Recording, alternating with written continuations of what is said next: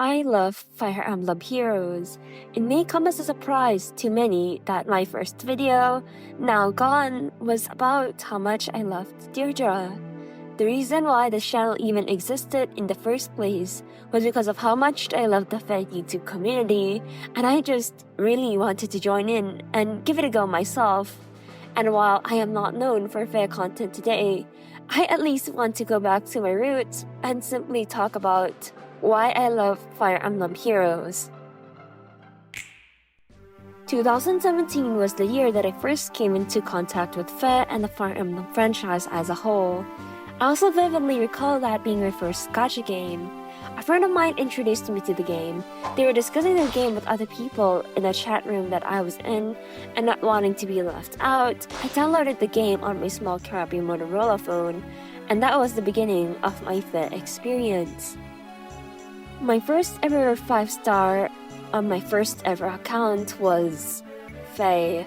Those were the days when she was not demoted to the 4-star pool yet, and it was painful.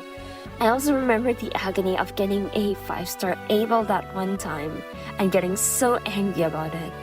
But if we were talking about actual 5 stars, it had to be loot. Back then, I was absolutely mesmerized by the famous FE8 loot showcase, and I was really thrilled to have gotten the XX_loot_XX herself. But when it comes to the blue infantry mage that left the biggest impact on me, it would have been Tilty. Like Faye at the time, she was available to curse you and break your pity, but when that happened to me, I was delighted. Even though people found her eyes of her base art to be strange and off-putting, I found them to be adorable. Her pastel purples and pinks definitely caught my eye. This will come to be a trend later. And the fact that she kept coming home, both as a 5-star and a 4-star, made me feel like I was the chosen one. Let me elaborate. Since gachas are basically random number generators, imagine that out of all of the numbers, you manage to get the number 7 more often than not. It is definitely mathematically possible, but it feels magical every single time that 7 returns to you again and again. When I tapped on that blue stone and saw the poof of smoke, followed by a familiar silhouette, I could not help but feel blessed. I was the chosen one. Out of all the units out there, even though Tilty was not meta, she loved me. And in turn, I loved her back. That is the story of how Tilty was my first ever merge project, how I found my first ever utmost favorite character. I remember watching videos on YouTube on how stacking rally after rally makes the Polar Blade that came with her deal more damage. I remember always experimenting with that unit, trying out Close Counter plus Vantage, the Classic Fury plus Desperation, all the ancient grades. I remember making a Love Live card edit of Maid Tilty because I just loved her that much. This is a recreation, by the way. I remember always wishing and hoping for Christmas Tilty. I still do, by the way. I hold Tilty Thunder Noble near and dear to my heart because she got me curious about her game of origin, Genealogy of the Holy War, and that was how I found one of my favorite games of all time. When I was introduced to Fire, I was also recommended to try the mainline games themselves, and more specifically FE7, due to how easy it was to emulate on the phone, and in general it's being a good game to start with. I remember using Marcus to destroy every enemy I saw, but I did not really read a story or put my all into playing it, as you can tell. Ninian is secretly a dragon. Hollywood eventually gets Durandal, Hector gets Armads. Faye already told me all this. While I did like Lynn because I of course picked up her Brave version, as those were the times of Brave Lynn and Reinhardt dominating the arena, she wasn't a particular favorite and I loved Tilty much more. So I decided to look into genealogy, and I basically spoiled myself rotten with what happened at the Battle of Valhalla, thinking that I would have never gotten a chance to play it, and I absolutely regret it. I was just in love with the aura of FE4, but never really knew about it or experienced it. I stayed with Fae for around 2 years and an off-and-off player. I only fully quitted Fae at the start of Book 4, only because my phone broke and the idiot lost her account. The TL2 I had tirelessly worked on and built up was ultimately gone. No matter how many times I fed the Nintendo account login page my details, it would always lead to an error as my email was hacked and I had abandoned it for safety reasons. I saw no more reason to keep up with the game, and since I didn't really play the mainline games at the time, I didn't stay in touch with Fire Emblem at all. As much as I had stayed with Fae from 2017 to 2019, I took 2 years away from it as well. I came back to the game in 2021 at the very last days of the Valentine's Lift banner. What led me to come back to this game was pretty simple. Nostalgia. I was chatting with my only other Fire Emblem friend at the time, and an idea simultaneously popped into our heads. What if we played Fae again? And so the account that is now my main was created, and this is where the real story begins. As I opened up the game again, I was bombarded with so many new changes. I knew that duo units like Hector and Ephraim existed, but they weren't as ferocious and terrifying as the new left that I just missed. It was shocking to see how long the skill descriptions went on, and I had to face the reality that the simple days of Bravelyn and Reinhardt were forever gone. While I was updating myself on all the new things on Game Press, I found out about the existence of harmonics, and it was just all so cool. The improvement in art aspects such as the sprites and the character art are also insane. I went back and forth checking out the works of my favorite artists, and the improvement still inspires me to this day to keep on drawing. But what surprised me the most was FE4 getting a seasonal banner all to themselves. To start dreaming. It was a dream come true. I just wasn't playing at the time. Because I was gone for so long, I was really eager to try out the new units, especially the saver skills that were first introduced at the time. But alas, luck was not on my side, and I didn't get a single unit from the Valentine's banner. Even though I missed to stay dreaming, the game introduced a new type of banner to me, the Double Special Heroes. In the first few months on my account, I was able to grab 2 copies of Duo Sigurd, 1 of Dancer Evelyn, and 3 of Lachesis. No Quan, and still no Quan to this day. I was so giddy at the time, I remember spamming their voice lines and squealing with joy. But I think the Fae banner that had the most impact on me was not any legendary or mythic banner, or even the aforementioned DSS, but actually a simple revival banner. The 4% banner of Lind, Tiki, and Deirdre. And so, with a fully farmable account and the wish to have something to call my own, I just summoned for the FE4 character on the banner. It's quite embarrassing to admit this, but I wasn't attached to Deirdre at the time.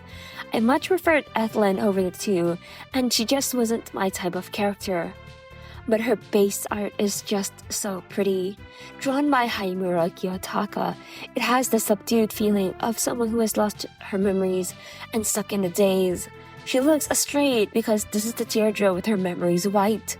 Yet she still has the beauty that charmed Sigurd when he first laid her eyes on her.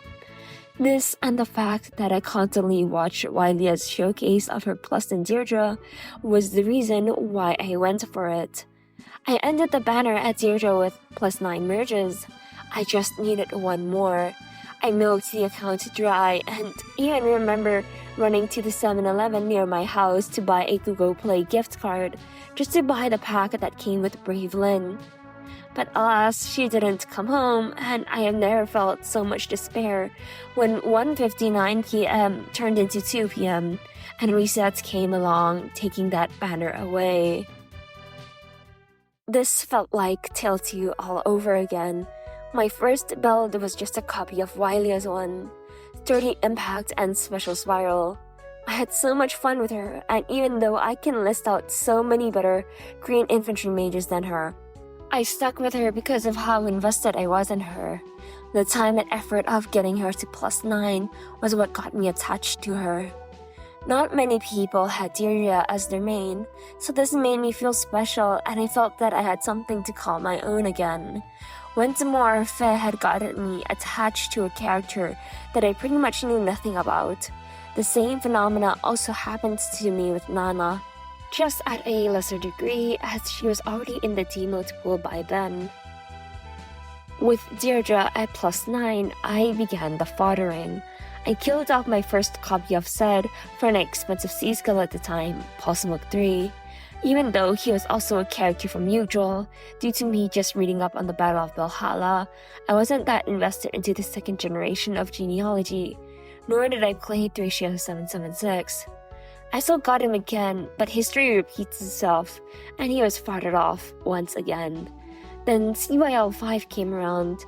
I managed to snag 2 copies of Brave Narian, so naturally I fed Deirdre attack speed unity and now follow-up, premium skills at the time as well. And around a month before that I killed off another 5-star unit for times Pulse 3. That was the complete set for me then, and it just wasn't enough. Something very important was still missing. The last merge. On September 26, 2021, she finally came back on that faded 4% banner. I swiftly grabbed the mass merge that I was waiting for so long, and finally, she was complete. Deirdre had me sitting at +9 for half a year, and finally, it was over. But that was just the beginning. That was 3 years ago after all. Fast forward to the end of August 2022, the usual legendary banner comes out. But this was something special. It was legendary Deirdre's release. I remember getting so many pings on Discord about it. I myself was smiling ear to ear. Although it was not Rika Suzuki who drew her, it was the one and only Haimura Kiyotaka. The artist that made me fall in love with Deirdre worked their magic once more. Unfortunately, I do not have a +10 legendary Deirdre. I am a fraud, I know, but at least I have her. Take that for what you will. I've made so many friends through this Deirdre, where things started from simple friend request or a compliment over my lead unit. It slowly opened the door to me meeting so many new people and friends. And to those who I've lost contact with, I hope that this video reaches to you and that we can have a chat, relax, and catch up on our lives. Getting invested into Fe naturally led me to turn to FeTuber Discords, as I wanted to connect with people who had the same interests that I had. Had I not joined Promise's Discord server, I wouldn't have met the people who gave me the courage to actually play FE4 for myself during my 2021 summer break. I vividly remember meeting Deirdre in the Spirit Forest at 6 p.m. and going non-stop from 11 a.m. until 2 p.m. the next day. Had I not joined the Phaeology Discord server and watched their videos, the channel wouldn't have originally existed because all I wanted to do was tell the world the story of how I came to love Deirdre, and their words encouraged me. Had I not stayed there longer, I wouldn't have met people who I considered to be my close friends through the Theme Team Tourney or the Summon Your Duels chat. In a sense, this video is a recreation of my very first, and it's something I find fitting for this occasion. Speaking of Summer Duels, when the mode first came out, I was in a frenzy, wanting to show the world my proclamation of love towards Deirdre. I grinded the full 300 wins for her, and Tilty, and Nana. Let's just say I was a bit insane. If the summer of 2021 was that of my first true FE4 experience, then the summer of 2022 was that of the grind. The first Theme Team Tourney hosted in Phaeology's Discord server, I created a team of House Chalfie, which I simply called Chalfie House. Back before the terror known as Thor was introduced, legendary Sigurd ran wild across the meta with his Holy Knight aura. The Pathfinder lines on the fence were so bad that a new ether raid structure had to be introduced to deal with his impact. Meanwhile, I used him to add threat range and deal damage, Deirdre with Times Pulse 3 as my nuke, and Base Salif as my infantry pulse smite bot. As the first captain skills had secret maneuver, I used that to further charge my specials each turn. Using this team format and my undying perseverance, I spent this summer hopping into voice calls midday on my laptop as I grinded wins on my phone. That sort of gave me the name of the SD addict, but I have most definitely healed from that. Summoner Duels has the magic to connect people, and it certainly did work on me.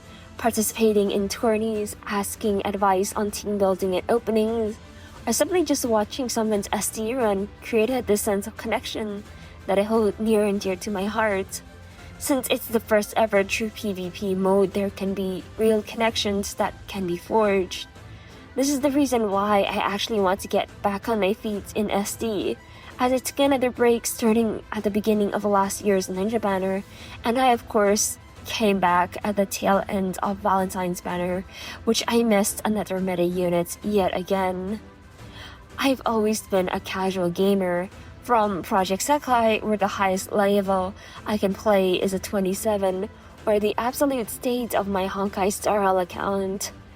I've always been a passive enjoyer, but in Fe, it's different. I want to get good. I want to be on the same level as my friends because being with them is fun. I love seeing people who are the best at the field. During the peak of the pandemic, I would always tune into Hikaru's chess streams and watch guides on the different games that I played. For once, just this once, I wanted to be at least somewhat the master of my craft. I don't need rank 1. I would love to have it, but I just want to be at a decent level of the game. I've always found Fe to be interesting, and when you're interested in something, wouldn't you want to understand it more as well? So here is this video's end, but not my stories. Fe has influenced me a great ton. It has introduced me to so many of my favorite characters and great games. It has defined an aspect of my online identity. It has led me to meet people who I may call my dearest friends, and it showed me the power of love and perseverance. And that is what I want to show you today, that your passions for things are great, that you should follow them because, who knows, you may enjoy it even more and encounter things that you will treasure forever. Okay, so hello everyone, Fru here. As this is the first video after the relaunch, I really wanted to set a new precedent for this channel. I'll be posting about whatever things I like. Even if many people may not watch them, I hold deep hope inside me that there will be at least someone out there who does. And if you're still here on this portion, thank you so much, genuinely. It's scary to trek into new territory, but I'm doing it because I love the games that I talk about and I love making content. I hope that you enjoyed this video and I'll see you in the next one. Bye bye!